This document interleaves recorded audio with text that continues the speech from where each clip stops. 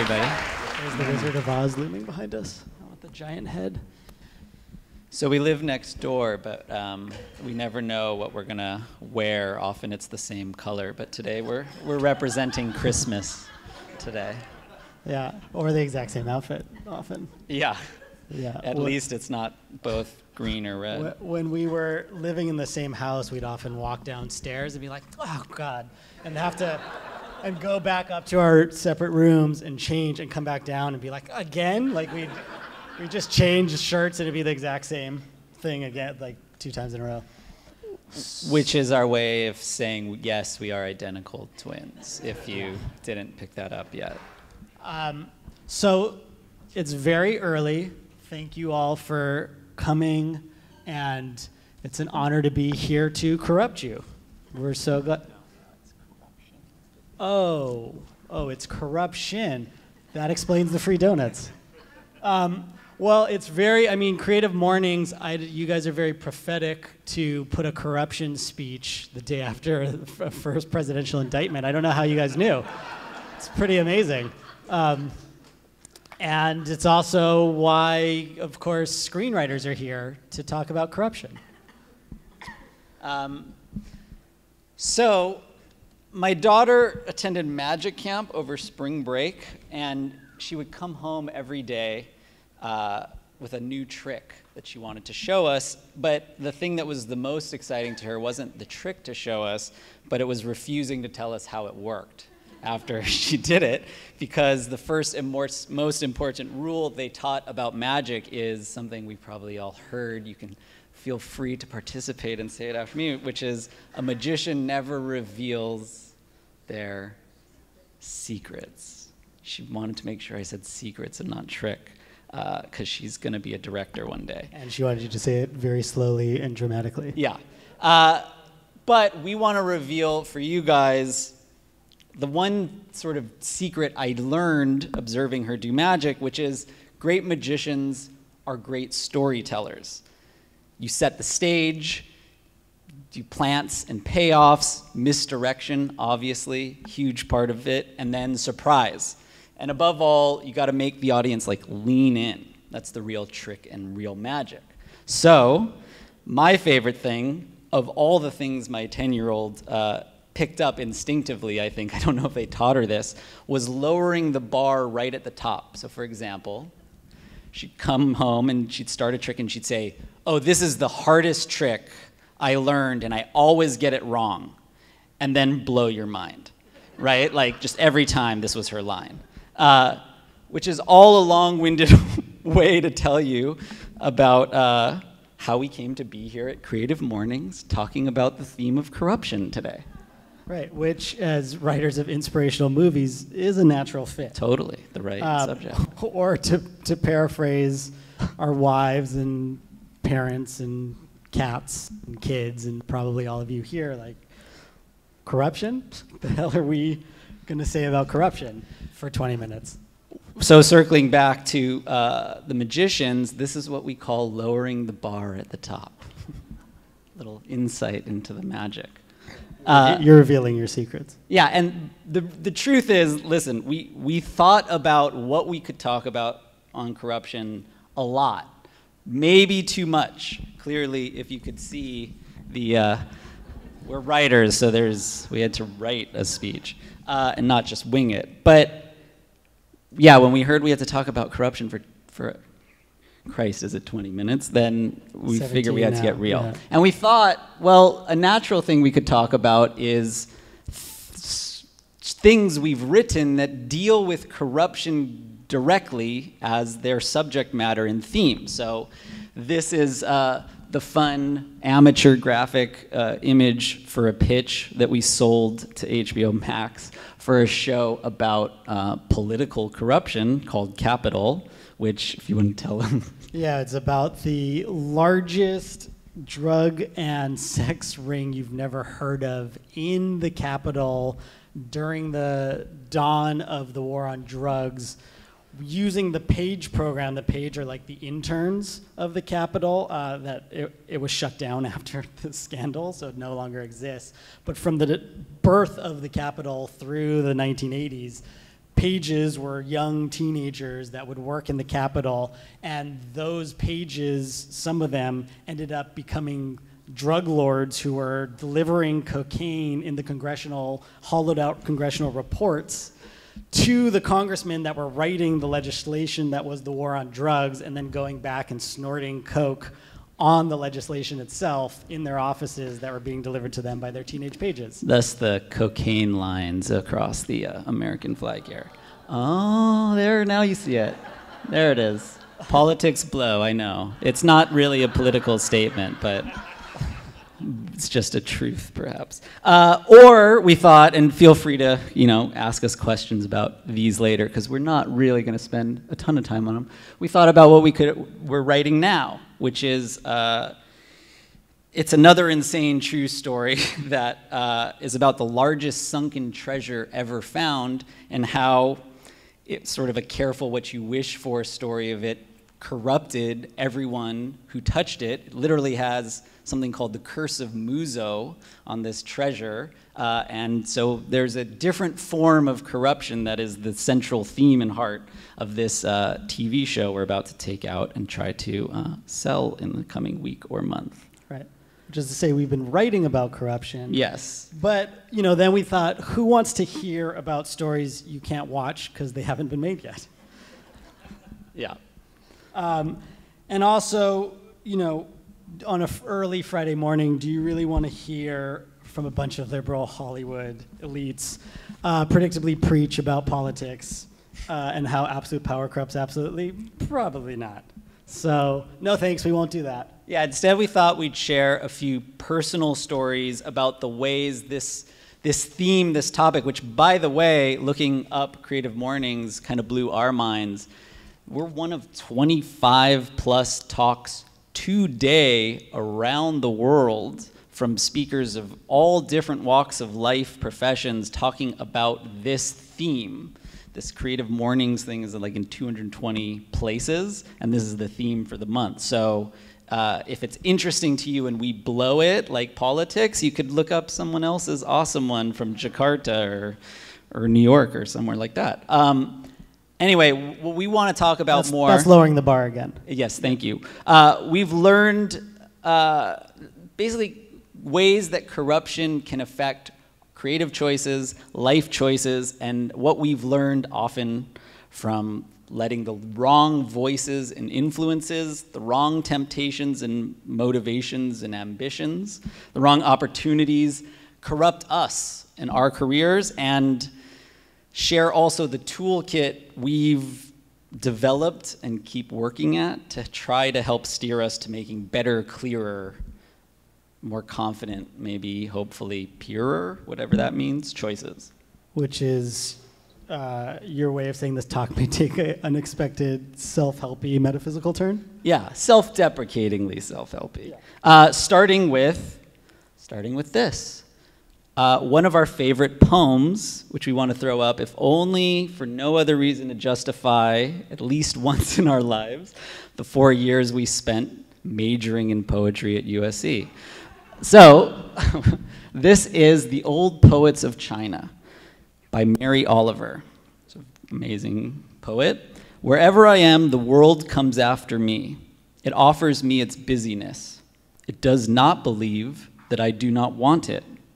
Now I understand why the old poets of China went so far and high into the mountains, then crept into the pale mists. So what we love about this is how it so simply and kind of elegantly captures a fairly universal experience, certainly I think for artists, that kind of frames what we want to say about corruption, which is namely the ways that the noise and demands of the world and of being alive and the complexity of all of it can often overwhelm us.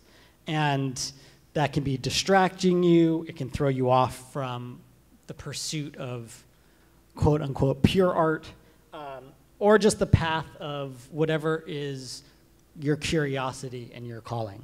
So, because none of us really are old poets, all of us are engaged in complicated lives in a very loud and increasingly complex world.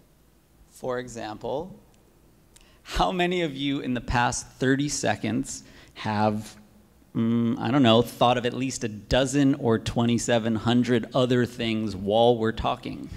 The 1,000 things you have to do as soon as we stop talking today, pings, emails that might be coming through, the movie you watched a little too late last night, if there's going to be more coffee and donuts when we're done, and would it be rude maybe to get up and get more now? It won't be. Feel free at any time. This is a casual event. Yeah, and like, when the hell are we going to show a clip from Moana, which is probably why you came to hear us talk in the first place and not about corruption. Yeah. It's coming. Don't worry, it's coming. Yeah. And what does any of this really have to do with corruption? I think you got another quote. Throw up. Well, a blurry quote by Joseph Campbell. If the path before you is clear, you're probably on someone else's, including pulling a blurry quote. It's not very clear, I'm sorry. So one of the hardest and most important things we've found, and we still struggle with on a nearly daily basis, is getting clear on what the right choice is. Because as writers, our job on a daily basis is to face a blank page and fill it with creative choices. And every word, every line is an opportunity for an infinite sea of possible stories and endless potential doors to open, which is why our head of story on Moana made this caricature of us, because we were notorious for saying, what story door do we want to go down today? Moana could do one of 83,000 things. Let's narrow it down to 3 and go down those doors. And so drew this of us. Many drafts, many drafts.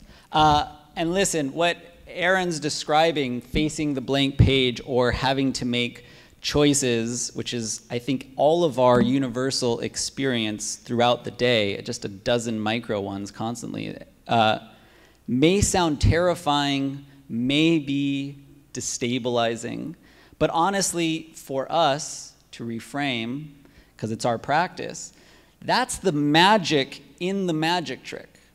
Truly, it's the purity at the core of the process. The lesson, to kind of spoiler alert here, at the core of this whole speech, putting ourselves in a state of unknowing is what we love most and why we write. So following your own uncertain paths, not knowing where they may lead, may be the purest, I'll put it in quotes again, pursuit in art and life. And outside of that, everything else is a kind of corruption. Nicely done. Again, if this is getting too heady or woo-woo, like we warned you at the top, let us try to ground it with a personal story. So we want to tell you about one of our clear career goals, which was a dream of working at Pixar, and the day that almost came true. So we just finished a year and a half going absolutely broke, writing a screenplay on spec after about 10 years of writing and having nothing happen. That our first agent almost fell out of their chair asleep when we pitched it to them, because the premise was a biopic about Carl Sagan falling in love while creating a mixtape for humanity to send into space in the 70s that sounded like, to him and everybody we told it to, the least sellable or commercial movie you could possibly imagine. And it still, to this day, hasn't sold. So he wasn't wrong. But it was a passion project that we were going to write no matter what, and that rocket launched our careers, changed our lives. Because that year it topped this thing called the Blacklist, which is like a list that comes out every year of the best unproduced screenplays, and got us meetings all over town, all over Hollywood. And in those meetings, we pitched our next super sellable idea about fairy tale sidekicks from classic stories, Disney and others, Grimm and so forth. who become the heroes of the stories instead of just the sidekicks. And one of those meetings was with Pixar. And they read our script, and they called wanting to fly us to the Pixar campus in San Francisco to meet their brain trust about a top secret project that they were looking for writers on. And it was our dream come true, right? Well, let's see if this works. If I press next, will it go? No. You've got to click it. There's no sound. We'll just do the voice. Yeah. My pretty, yes. The apple. It will give you whatever you wish. You just must bite it. Oh, whatever I wish? Yes, whatever you wish. Bite the apple. It is delicious and so red and perfect and beautiful. There's no poison in it at all. Ha! It's basically what she says. Yeah. I'm paraphrasing. So we'll leave it to you to determine who's Pixar and who we are in this imagery. So Pixar's offer, while bright and shiny and seemingly a wish came true, it did come with a couple of problems. Perhaps some corruption to it that wasn't noticeable on the surface. One was the top secret project wasn't a story when we heard and read what it was that we creatively connected to. The other one was, in order to write on it, we would have to move our entire families from here to Emeryville, California, which is a beautiful industrial park, and sign a contract where we couldn't write any other project outside of this Pixar project. We were exclusive only to Pixar. For years. Or until we were not under their contract. They were golden handcuffs, which is mixing the poison apple metaphor, I know. And the other problem was that very same day was the day that we were out pitching our Sidekicks project, and another studio made us a life-changing offer to buy that, which was our first, I think, purchased pitch. Mm-hmm. And we were given an hour, this is true, to make a classic fork in the road choice, which was either go to Pixar, the lifelong lighthouse dream we chased, or turn that down for our original passion project that we'd yet to write. It's one of those you don't get that clear of a fork often. Sometimes it's a little more like the Campbell quote I threw up. It's a little muddier, right? And when we turned down Pixar, they told us we were only the second people in history to do so, which I don't know if that was like a badge of honor or some kind of shaming. 6 months later, they called us back to tell us that project that we turned down had been canceled, and trashed, and they just couldn't get it to work. And they wanted to hire us for another story, and it was a second chance, and we had just finished the project, the Sidekicks project, and we were like, oh my God, it's all working out. This is amazing. And we got flown up to Pixar, and we got to tour their beautiful campus. And it's a dream. It's in an industrial park, but it's a dreamy place. It's dreamy, and the food is delicious, and there really is a brain trust of like genius. Apples are everywhere in the craft service. They're very room. shiny. So many red apples. And the problem was this new second project we creatively connected with even less than the first. And the filmmaker who was making it we didn't vibe with at all. And couldn't see it. And then when we turned Pixar down a second time, then they told us we were the first people in history to ever do that. And obviously we wrestled with this, right? What kind of overconfident idiots are we? Our instincts, that little whisper in your head you know is right, was shouting pretty strong and loudly that, was this the end of our career, right? Did we just turn down one of the biggest? And pretty much everyone else we knew, especially like our agents and managers and our team, were telling us we'd made the wrong choice and trying to steer us back. And we thought for a bunch of time, maybe they were right. Here comes your Moana quote, your clip. Which I want to hear your Moana impression now. Which I'm not going to sing if we can't get the volume. Yeah. Because it's a song part. This speaking voice is the exact same as our singing voice. Oh, good. There's subtitles. This is the end of Where We Are, and they're talking about how great the village is, and you should stay here, and she's putting on her we'll pretend Taulonga ceremonial garb to become basically the next Tui chief. Oh, it's happening.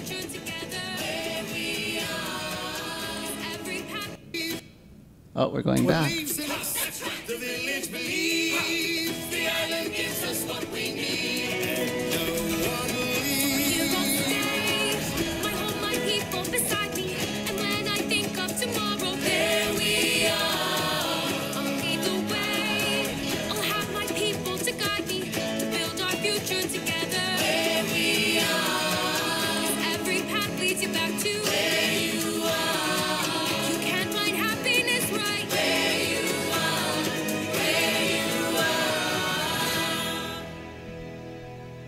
See, we promised you we'd get to Moana.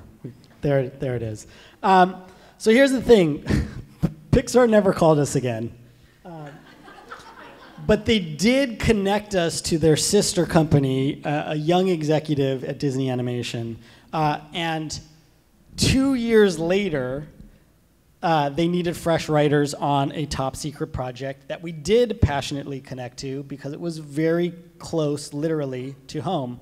And we never in a million years expected or could have predicted that such a movie about this place where we were born and raised would exist or even be possible in this scale. And that we would be even considered for it after saying no to the wrong projects. Or I don't think we would have been considered for it if we'd said yes to those projects, because we probably would have still been working on them and not available. Think about that for a second. Maybe ask a question about that at the end. Yeah. So it's our way of saying, to just put an exclamation point on this or underline it, the poison apple rarely looks like poison when it's offered. If you noticed that clip, right? Most often, it looks like that last clip from Moana. It looks amazing, right? The path of seeming happiness, where everyone's saying you can find happiness right where you are. But she's looking to Grandma Tala. She's looking to the water. She's looking to the place that she can't stop from calling to her, to this uncertain, unknown sea that's out there, even though where she is amazing, is a dream. But it's just not the path that's hers. And that voice, we bet, is whispering right now and constantly to each of you with its own wild truth, its own insane calling that may demand you to do something radically different with your life or not, but it carries little to no guarantee of success or profit, and it still won't shut up. It's always there. And so our questions and challenge maybe is, what if we follow it? What if you, wherever it leads, into whatever uncertain, unknown, follow that voice? What if that voice is your true north? And what if not following it, not listening to that call, which will be different for every single person in this room, is corruption at its fundamental core? One more quote. You got the last quote here? One more quote. One more quote. One more blurry quote. Here we go. So this is a Picasso quote. At least it's probably attributed to him and 18 other people. We'd like to reframe this Picasso's problem as its own potential call to action, right? As a practice that we can all, when you pray, move your feet. It's a muscle that can be trained. And here's the part where we'll briefly depress you in order to try and motivate you. Because the reality is we aren't kids anymore. We may never become the old poets of Mary Oliver's poem. We're adults in a world whose noise rarely stops. Even if we could unglue ourselves from the dopamine pings and rings of our God-in-pocket phones, if we could disconnect from the interconnected isolation of social media, and the negative feedback loop of the fear-fueled, clickbait-driven 24/7 news cycle, which is raging stronger today than ever. If we could walk out of our own hamster wheel careers and cut free our social commitments, if we could eat, pray, love our way, this is Jordan's line, by the way. You can tell this is where it got written, but Yeah, yes. this is where it gets woo-woo. He said, eat, pray, love. If we could walk into an unfettered world and be castaways even for 1 week on a desert Maldive island, or embrace absolute solitude, freedom on some remote, silent meditation retreat, the world would still find us. You're doing great, Aaron. The world will find us because we carry it. Everywhere we go, we carry it. The chatter, the noise, our wants, our desires, our ambitions, our successes, our fears, our failures, our egos, our endless, endless monkey minds. In the absence of all other corrupting external influences, we then still have to face ourselves. So, like the end of this speech, for us, it's always the hardest and perhaps the most important part, which is to shut the hell up and try our best to listen. And we suspect, we assert, we challenge, we encourage that if you can take the time to turn the noise down and get quiet for a second, right answers will find you, for you. And the challenge then becomes, do you have the confidence and the courage to follow where those guiding voices lead? Which is not easy, we know. Believe us, I'd said it took 10 years before we had any success as writers. Many of those wasted years chasing projects and paths we knew weren't right creatively, but convinced ourselves or were convinced by external outside voices would be the best stepping stones to advance our careers. And some of them did, but never in the right way or the right direction. And none of those were toward the kinds of storytellers and artists we still aspire and are working to be. And I'd say that not all of the choices we made toward what actually mattered to and moved us succeeded. Not externally, at least. We've probably written at this point at least 30 different movies and projects, and have 2 produced credits that you can see, right? So there are countless screenplays that you will never read. You probably never read one of our screenplays. How many of you have ever read a screenplay in this room? That's pretty good. Interesting, right? How many of you have read a book? Almost, I hope, everybody? How many of you have read one of our screenplays? Yeah. Oh, wow, Mom. Our mom in the back. Thanks, Mom. Thanks, wife. And we had one in the front. And one ringer in the front. Our new favorite person in this room.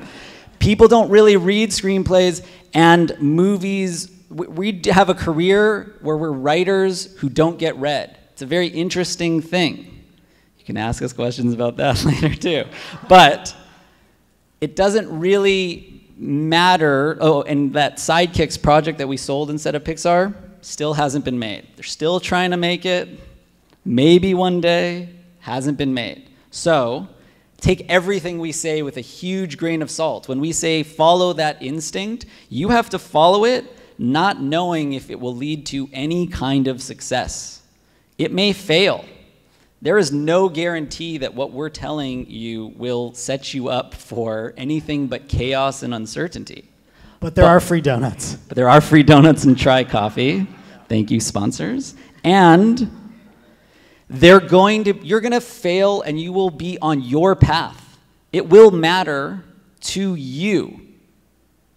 You won't be corrupted and making choices that you succeed or fail on anyone else's path or terms. And that might be the only pure thing and act you can do, regardless of what happens after that. So let me, again, try to underline that in a soundbite. because our dad in the back here is an ad man and encourages this. Always get things simple and soundbite. Corruption to us comes in seeking an outcome. Its opposite is the purity of the pursuit, is the process. And that is a constant practice. We're still working on it, and if this did nothing for anyone else in the room, it was a great reminder to us to practice what we preach. So mahalo nui loa for coming and listening to us.